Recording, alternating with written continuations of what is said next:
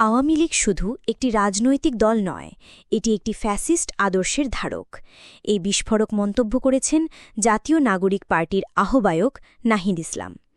আজ বিকেল ৫টা ৩০ রাজবাড়ীর শহীদ স্মৃতি চত্বরে অনুষ্ঠিত হয় জুলাই পদযাত্রা কর্মসূচি।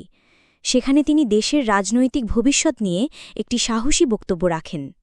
নাহিদ ইসলাম বলেন, এই দলকে শুধু সাময়িক নিষিদ্ধ করলেই চলবে না, আমাদের আইনিভাবে, রাজনৈতিকভাবে, সাংস্কৃতিকভাবে ও বুদ্ধিভিত্তিকভাবে মোকাবিলা করতে হবে। তিনি সরাসরি বলেন, আমাদের আসল শত্রু হচ্ছে মুজিববাদ, যেটি আওয়ামী লীগের মূল আদর্শ। তার দাবি অনুযায়ী এই আদর্শই বাংলাদেশকে বিভক্ত করেছে, গুম খুনকে বৈধতা দিয়েছে এবং জনগণের অধিকার কেড়ে নিয়েছে। মুজিববাদ আর মুক্তিযুদ্ধ এক নয়, এই মেসেজ স্পষ্টভাবে তুলে ধরেন নাহিদ ইসলাম। তিনি বলেন, মুক্তিযুদ্ধের চেতনা রক্ষা করতে হলে মুজিববাদী আদর্শের বিরুদ্ধে প্রতিরোধ গড়ে তুলতে হবে।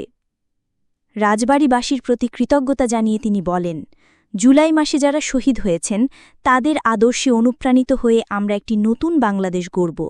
আমরা জানি কে আমাদের শত্রু আর কে আমাদের মিত্র। এই পদযাত্রার উদ্দেশ্য শুধুই প্রতিবাদ নয়, সমাধান।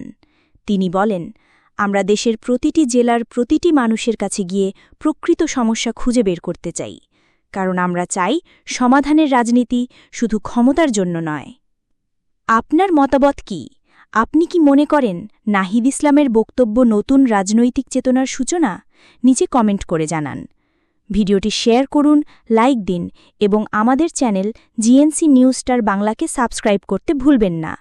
সত্য বলবো, স্পষ্ট বলবো, এই আমাদের অঙ্গীকার।